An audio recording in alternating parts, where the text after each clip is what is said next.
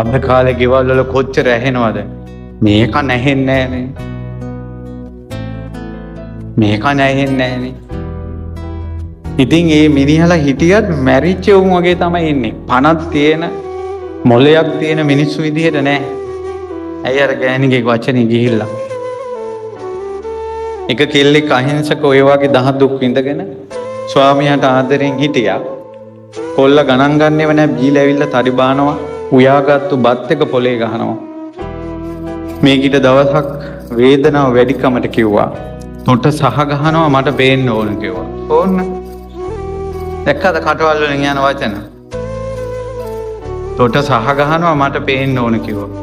ඊළඟ සතියේම ටවුන් එක යනකොට බයික් එක හැප්පුණා. ඒකගේ ඇස් ඉස්සරහා පිටම මිනිහගේ ඔළුව ලොරියට යට වුණා.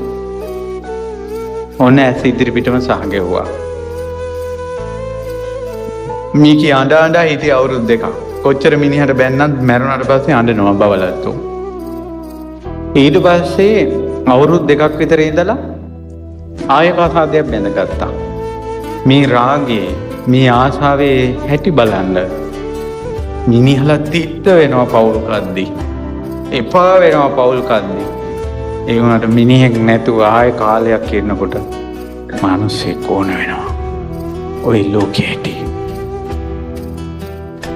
අපිට මේ කාමයේ රාගය මේ ස්ත්‍රී පුරුෂයන් එක්ක ඉන්න එක එපා වෙනවා නම් මේ සංසාරෙම ඇති ගෑණියෙක් නොවිච්ච කෙනෙක් නැහැ කියනවා. මිනිහෙක් නොවිච්ච කෙනෙක් නැහැ කියනවා සංසාරේ. දුවෙක් නොවිච්ච කෙනෙක් නැහැ එපා වෙන්නේ නැහැ. එහෙම වෙලාවත් තිත්ත වෙන්නේ ආයම ඕන වෙනවා.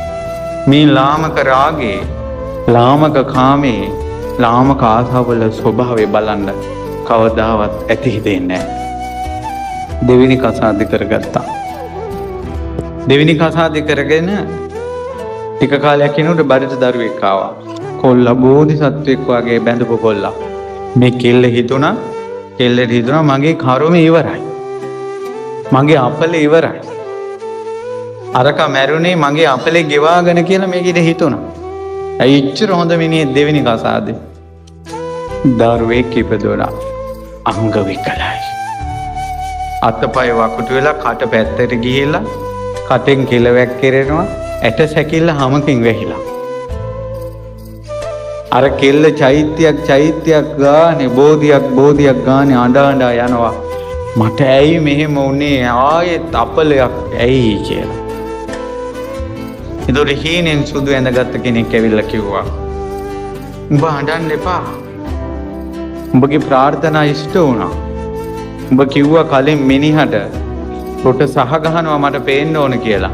ඔය ඉපදිලා ඉන්නේ උඹගේ කලින් මිනිහා. දැන් අතේ සහ ගහලා ඉන්නවා බලාපන් කිව්වා. අසරණ තී අසරණව ඉඳින්දින් ගහපු අත් දෙක වකුටු වෙලා තියෙන හැටි බලාපන්. අසරණ තිට බැල්ලි කියලා බැන්න කට ඇඹරිලා තියෙන හැටි බලාපන් කිව්වා. තොට හරියට කණ්ඩ බොණ්ඩ ගෙනල්ලා දුන්නේ නැති ඇඟ ඇට සැකිල්ලක් වෙලා ඉන්නවා බලාපන් කිව්වා. ඒකට සහ ගහනවා මට පේන්න ඕන කිව්ව. ප්‍රාර්ථනාව ඉෂ්ට වෙච්ච හැටි බලාපන් කිව්වා. ඔය කටවල තිබ්බට කියවන්න එපා පෙන්වතුනේ. තමන්ට වෙනවා. තෝ නොදකින් කියලා කියනවනේ. තමන්ගෙම දරුවෙක් වෙලා උපදිනවා ඒක පෙන්වන්න බෑ. තමන්ගෙම ස්වාමියා වෙලා එනවා බැඳ දා ඉඳලා පෙන්වන්න බෑ. සංසාරේ නොදකින් කියලා සාප කරලා. මේකේ පතන්න තියෙන මෙච්චරයි. මිනිහලාගෙන් විඳවන සංසාර දුකින් මන් නිදහස් වේවා කියලා.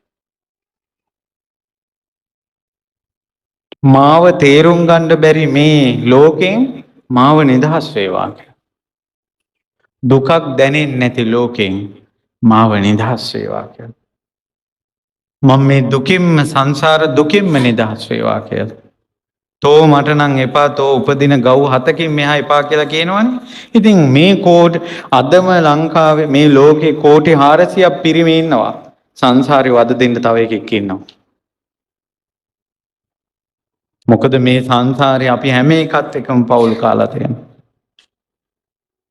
ඒ කාලේ වෙච්ච ප්‍රාර්ථනා පොරොන්දු කොච්චර භයානකද. ඒ නිසා ඉවසන්න පින්වතුනේ. කර්මානුරූපවයි බිරිඳක් ලැබුණේ. කර්මානුරූපවයි ඔයාලට තමන්ගේ ස්වාමියා ලැබුණේ. කර්මානුරූපවයි දරුවෝ ලැබුණේ. ඉවසන්ඩ. ඔයාලා කරගත්ත කර්මයමයි විඳවන්නේ. ඉවසන්න. ඕක විඳවන්න අරින්න. ඕක විඳවන්න ඇරලා දැම් කරගන්න එපා පව් ටික. ආය සංසාරයට මේ දුක ගෙනියන්න එපා.